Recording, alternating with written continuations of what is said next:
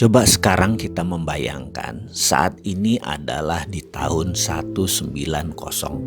Apa yang kita bayangkan? Kita melihat apa itu peta dunia, geografi dunia di tahun 1900. Apa yang Anda lihat? Asia masih di tempat Asia, Afrika masih di tempat Afrika, Amerika masih di tempat Amerika. Tapi ingat, di tahun 1900 ada 100 negara belum lahir. Indonesia belum lahir, India belum ada, Cina bahkan belum ada. Lalu apa bentuk peta dunia di tahun 1900? Kita semua tahu bahwa peta tahun 1900 berbeda petanya dengan saat ini. Karena peta dulu adalah berbasis kolonialisasi. Jadi wilayah Asia di sini misalnya wilayah jajahan Belanda, kolonialisasi Inggris di India, di Afrika, Belgia, Portugis, Inggris, Perancis dan lain sebagainya. Jadi peta dunia ditentukan oleh peta kolonialisasi. Lalu terjadilah suasana yang di setiap saat di tahun 1900, setiap saat negara Eropa itu yang melakukan kolonialisasi di mana-mana, hampir perang di semua wilayahnya. Belgia hampir perang sama Inggris di wilayah tertentu, Portugis hampir perang sama Perancis di wilayah tertentu,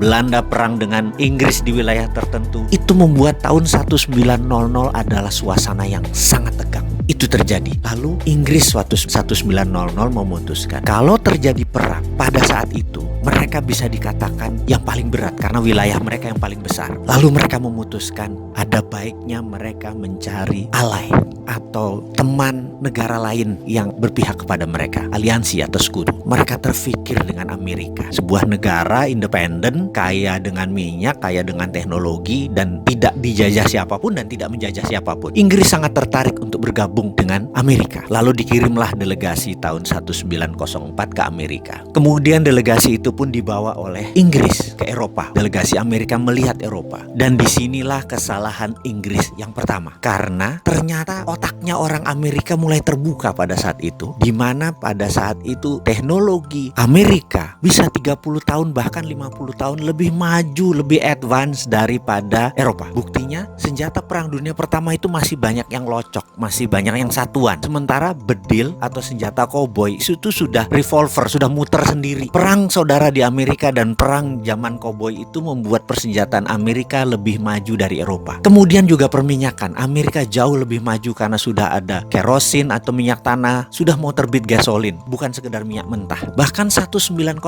1 jam Amerika bisa menerbangkan pesawat dalam New York Festival 1906. Eropa masih belum tahu apa-apa itu dengan pesawat terbang. Apa yang terjadi oleh Amerika? Ternyata sejak saat itu Amerika punya grand plan ingin menguasai dunia. Caranya dengan membuat Eropa hancur. Ini menarik karena itu perang dunia pertama terjadi, Amerika memang bantunya kecil, memang ingin hancur. Kemudian puncaknya sewaktu 1933 begitu Hitler Nazinya sudah mulai menguasai Jerman dan sebagian Polandia, dia sudah mulai menyerang. Amerika diajak masuk itu oleh Inggris untuk membantu Eropa adalah di 1939. Amerika nggak maju-maju banget, setengah-setengah hati aja. Kenapa? Karena memang Amerika ingin Eropa hancur. Lalu full Amerika mau masuk adalah ketika mereka melakukan strategi yang luar biasa, di mana di tahun 1944 mereka mengadakan meeting di kota kecil di utara Boston yang namanya Bretton Woods. Di kota inilah mereka mengontrol orang-orang negara-negara perang tadi, diundang dan dikatakan kita tidak inginkan ada perang dunia ketiga. Jawaban mereka kompak, tidak mau. Karena itu harus ada 3 hal yang harus mereka lakukan dan mereka setuju. Nomor 1, dunia harus mempunyai currency. Currency dunia itu haruslah dolar. Mereka tidak bisa bilang apa-apa, tapi delegasi Perancis keluar karena marah. Tapi apa terjadi begitu Perancis diserang lagi oleh Jerman? Delegasi Perancis pun pulang lagi dan menyatakan oke deh, setuju. Akhirnya sepakat currency dunia adalah dolar. Kedua, kita,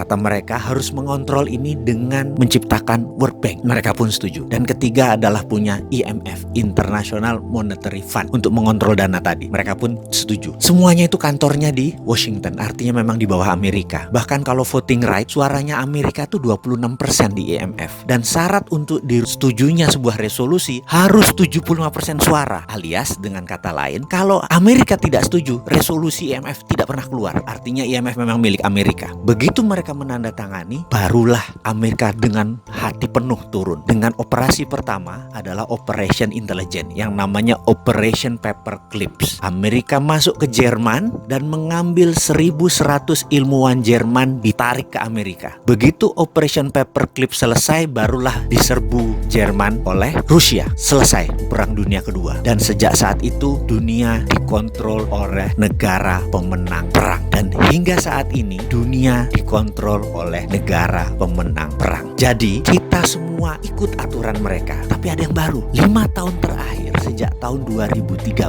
ada penantang baru yang namanya Cina yang menantang hegemoni pemenang perang dunia kedua tersebut. Itu sudah terjadi. Sekarang Indonesia bagaimana mainnya? Indonesia itu mau ikut siapa sih ke depannya? Kalau saran saya tetap garis lurus.